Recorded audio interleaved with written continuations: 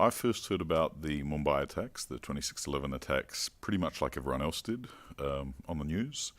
And kind of like everyone else, I saw a burning building and a lot of distraught faces and that sort of thing. But the Taj, really did become a focal point. It was where there was this protracted siege for a long time.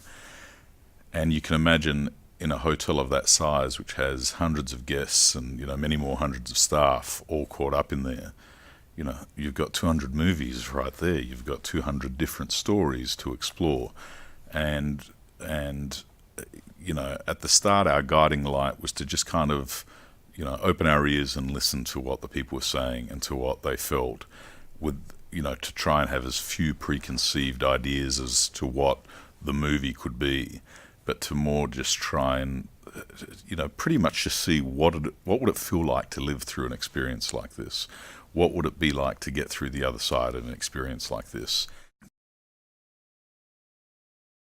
Dev was, I think, the first real actor that, we had brought on board.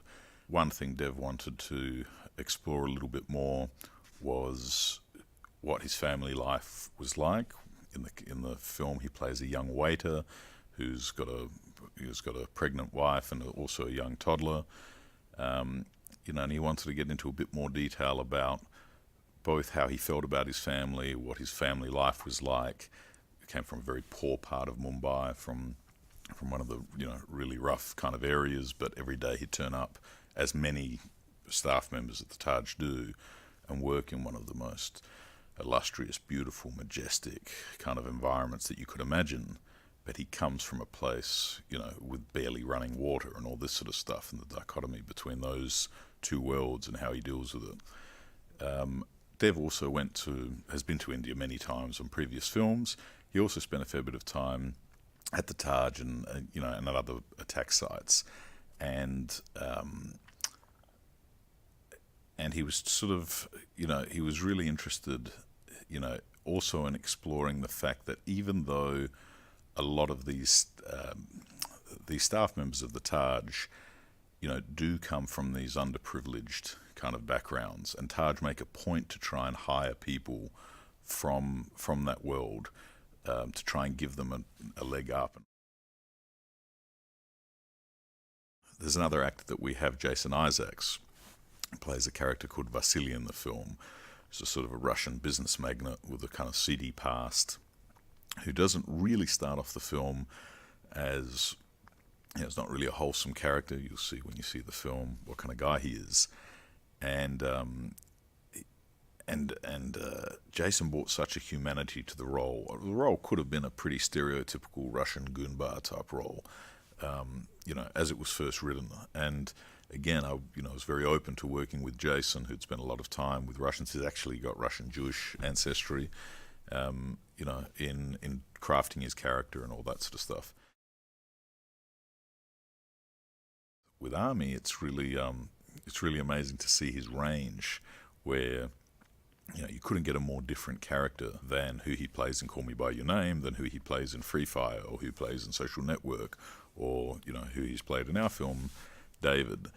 And as a guy who kind of on the surface looks like the all-American guy, is tall and blonde and sort of is built and all that sort of stuff.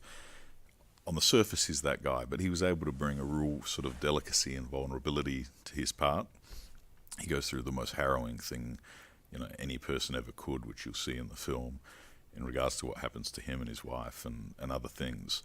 And he just, he really nailed it. Like, he wasn't afraid to to expose himself and, to work in some pretty grueling, gritty conditions here in India and elsewhere. And again, was a real supporter and a good friend. So Nazanin Boniadi plays Armie Hammer's wife in the film. She plays kind of like a wealthy Persian heiress.